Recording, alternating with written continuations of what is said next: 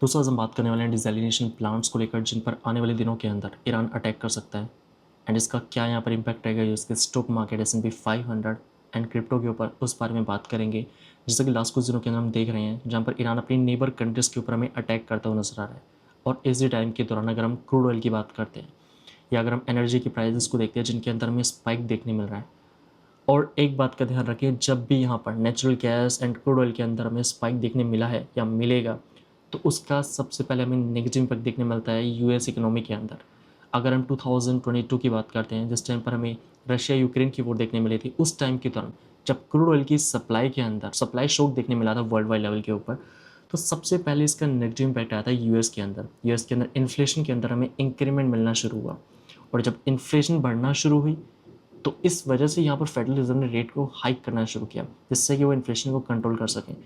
तो यहाँ पर जब जब natural gas and crude oil के अंदर हमें इंक्रीमेंट देखने मिला है वॉर की वजह से, तब तब यहाँ पर यूएस इकोनॉमी के अंदर हमें इसका नेगेटिव इम्पैक्ट आता हुआ नजर आया। जैसा कि वीडियो की स्टार्टिंग में बात करते हैं डिसैलिनेशन प्लांट्स को लेकर। डिसैलिनेशन प्लांट्स है क्या दोस्तों? अभी के टाइम पर अगर हम अरब कंट्रीज़ की बात करते हैं, Saudi Arabia, Qatar, Kuwait, Bahrain, अगर हम ओमान को देखते हैं या यूनाइटेड अरब एमिरेट्स की बात करते हैं, तो ये वो सब अरब कंट्रीज़ हैं जिनके पास यहाँ पर ड्रिंकिंग वाटर नहीं है, पीने का पानी नहीं है। तो ये क्या करते हैं, डिसैलिनेशन प्लांट्स के ज़रिए सी के वाटर को यहाँ पर ड्रिंकिंग वाटर के अंदर कन्वर्ट करते हैं। अगर हम कुवैत की बात करते हैं जो कि 90% वाटर को यहाँ पर कन्वर्ट करता है ड्रिंकिंग वाटर के अंदर। अगर हम ओमान की बात करते हैं जो कि 86% ड्रिंकिंग वाटर के अंदर कन्वर्ट करता है। अगर हम सऊदी अरेबिया की बात करते हैं जो कि यहाँ पर डिसैलिनेशन प्लांट्स के ज़रिए 70% ड्रिंकिंग वाटर को यहाँ पर कन्वर्ट करता है। तो यहाँ पर हम क्या देख रहे हैं कि इन कंट्रीज़ के अंदर पीने का पानी नहीं है। तो जब ड्रिंकिंग वाटर नहीं है तो ये डिसैलिनेशन जो है प्लांट्स के ज़रिए वाटर को प्योर कर रहे हैं। अब यहाँ पर लास्ट कुछ दिनों के अंदर हम देख रहे हैं कि ईरान उन सभी ऑयल साइट्स के ऊपर अटैक कर रहा है जहाँ पर ईरान को भी पता है कि अगर हम ऑयल साइट्स के ऊपर अटैक करेंगे तो यहाँ पर इसका इम्पैक्ट हमें ग्लोबल लेवल पर देखने मिलेगा। क्योंकि जब क्रूड ऑयल की सप्लाई के अंदर हमें यहाँ पर एकदम से रोक देखने मिलेगी, जब एकदम से यहाँ पर स्ट्रेट ऑफ हॉर्मुज़ को रोक दिया गया है और ऑयल की सप्लाई जो कि 20% स्ट्रेट ऑफ हॉर्मुज़ से होकर गुजरता था डेली का, वो रुक चुका है। तो ईरान इस बात को अच्छे से जानता है कि हमें कैसे रिटेलिएट करना है। यूएस का यहाँ पर जो अटैक हमें देखने मिला ईरान के ऊपर, इसको कैसे यहाँ पर जवाब देना है ईरान को, ये ईरान अच्छे से जानता है। आप देखेंगे ईरान यहाँ पर अमेरिका और इसराइल पर अटैक नहीं कर रहा, वो यहाँ पर नेबर कंट्रीज़ के ऊपर अटैक कर रहा है कि किस तरीके से हम यहाँ पर वर्ल्ड वाइड लेवल के ऊपर रिटेलिएट कर सकते हैं, कैसे हम यूएस इकोनॉमी के अंदर इम्पैक्ट लेकर आ सकते हैं। तो उसके लिए पहले यहाँ पर अटैक किया गया ऑयल साइट्स के ऊपर। उसके बाद यहाँ पर मार्केट के अंदर पॉसिबिलिटीज़ बन रही है कि इन सभी डिसैलिनेशन प्लांट्स के ऊपर ईरान आने वाले दिनों के अंदर अटैक कर सकता है। एंड दोस्तों अगर ईरान इन सभी इंपॉर्टेंट साइट्स के ऊपर अटैक करता है तो सबसे पहले हमें इसका नेगेटिव इम्पैक्ट दिखने मिलेगा अरब कंट्रीज़ के अंदर। वहाँ पर पीने के पानी की कमी हो जाने वाली है। और 2009 के अंदर अमेरिका ने पहले ही वार्न करके रखा है कि अगर इन फ्यूचर डिसैलिनेशन साइट्स के ऊपर अटैक होता है तो इससे हमें ह्यूमैनिटेरियन क्राइसिस आता हुआ नज़र आ सकता है। दोस्तों यहाँ पर ये सुनने में अभी लग रहा है कि क्या ही होगा, लेकिन अगर आप देखें तो क्रूड ऑयल से जो बड़ा क्राइसिस है वो है यहाँ पर डिसैलिनेशन साइट्स का, जिनको यहाँ पर आने वाले वक्त के अंदर ईरान टारगेट कर सकता है। और ईरान अगर यहाँ पर इन इम्पोर्टेंट साइट्स को टारगेट करता है तो इसका इम्पैक्ट हमें ग्लोबल लेवल पर देखने मिल सकता है। एंड अगर हम बात करते हैं यहाँ पर यूएस के स्टॉक मार्केट को लेकर, सो जैसा कि यहाँ पर देखा जा सकता है, यहाँ पर दोस्तों हम आ चुके हैं S&P 500 के चार्ट में। एंड लॉन्ग टाइम फ्रेम के चार्ट में हम क्या देख रहे हैं कि S&P 500 अपने इंपॉर्टेंट सपोर्ट को होल्ड कर रहा है, जो यहाँ पर S&P 500 के अंदर हिस्ट्री के अंदर एक स्ट्रॉन्ग रेजिस्टेंस की तरह एक्ट करता हुआ है। एंड यहाँ पर हम इस सपोर्ट को लास्ट टाइम टेस्ट किए थे नवंबर 2025 के अंदर, और एक बार फिर से हम इसी ट्रेंड लाइन को टेस्ट कर रहे हैं। दोस्तों इस बात का ध्यान रखें, अभी जो क्रूड ऑयल के प्राइसेस के अंदर हमें इंक्रीमेंट देखने मिल रहा है, इसका रियल टाइम के अंदर हमें यूएस इकोनॉमी में इम्पैक्ट आता हुआ नज़र नहीं आएगा। क्योंकि इस महीने जो यहाँ पर इन्फ्लेशन का डेटा आएगा वो आएगा लास्ट मंथ का, यानी फरवरी का।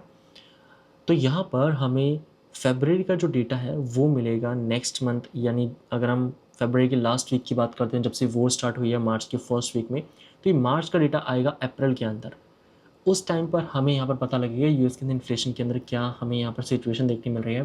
तो अगर फिर से यहाँ पर यूएस में महंगाई बढ़ना शुरू होती है, जब भी वॉर की सिचुएशन बनेगी तब यहाँ पर हमें महंगाई भी बढ़ती हुई नज़र आती है।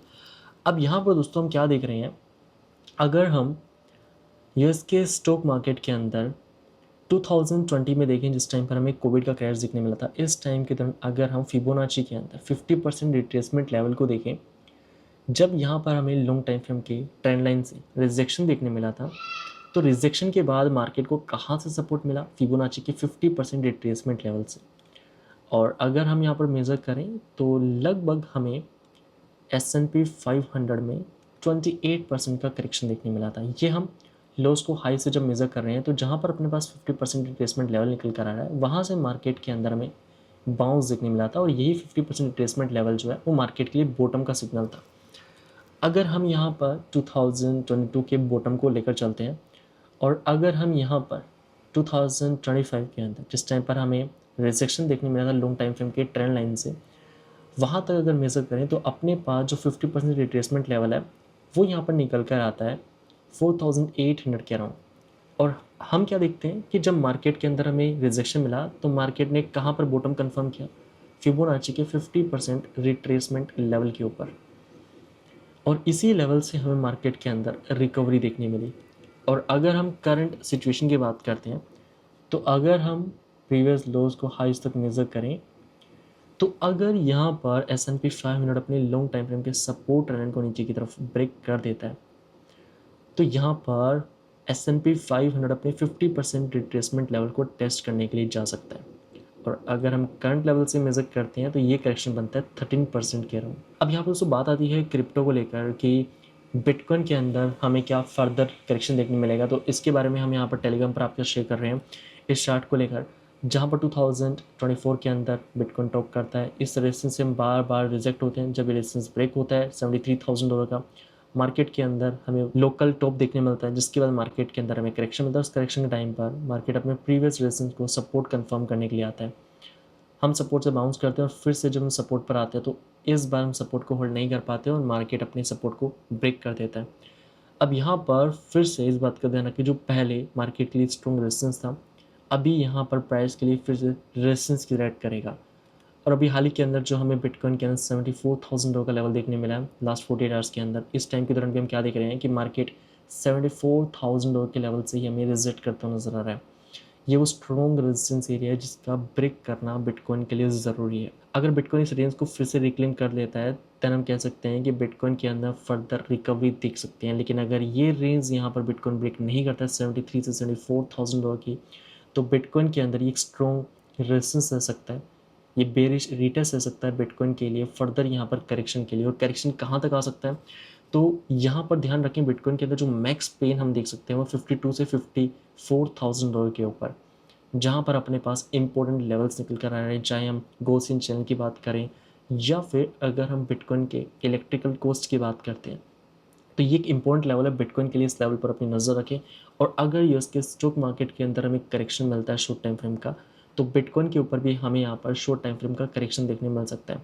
लेकिन यहाँ पर हम क्या देख रहे हैं कि जब से हमें यहाँ पर ईरान एंड यूएस के बीच में वॉर की न्यूज़ बनती हुई नज़र आ रही है ना, तब से बिटकॉइन के अंदर हमें इसका किसी प्रकार का इम्पैक्ट देखने नहीं मिल रहा है। अगर आप फरवरी की लास्ट वीक से देखें ना, जहाँ पर हमें मार्केट के अंदर वॉर की सिचुएशन बनती हुई नजर है, और इसी टाइम के दौरान बिटकॉइन हमें लगभग 17% तक रिकवर करता हुआ नजर आ रहा है। क्रिप्टो मार्केट को इतना ज़्यादा मैनिपुलेट किया जा चुका है लास्ट कुछ महीनों के अंदर, इतना ज़्यादा प्राइस को सप्रेस कर दिया जा चुका है। ये वो आर्टिफिशियल सप्रेशन है जो कि हम यहाँ पर लास्ट 1 ईयर से देख रहे हैं। क्रिप्टो मार्केट को इतना ज़्यादा दबाया जा चुका है कि अब मार्केट के अंदर अगर कोई बैड न्यूज़ आती है तो उसका इम्पैक्ट हमें देखने नहीं मिलता, मार्केट अपोजिट यहाँ पर रिएक्ट करता है। लेकिन इस बात का ध्यान रखें, अगर S&P 500 के अंदर हमें यहाँ पर शॉर्ट टाइम फ्रेम का करेक्शन मिलता है, अगर हम सपोर्ट को ब्रेक कर देते हैं, तो कहाँ तक हम जा सकते हैं।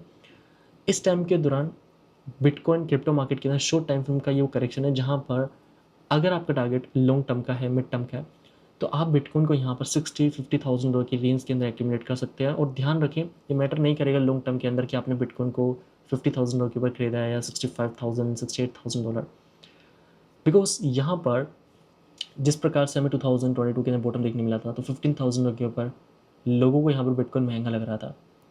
लेकिन जब बिटकॉइन के अंदर में पंपिंग मिली, तो हर करेक्शन के टाइम पर बिटकॉइन लोगों को लगता था कि महंगा है, बिटकॉइन को और नीचे आने देते हैं।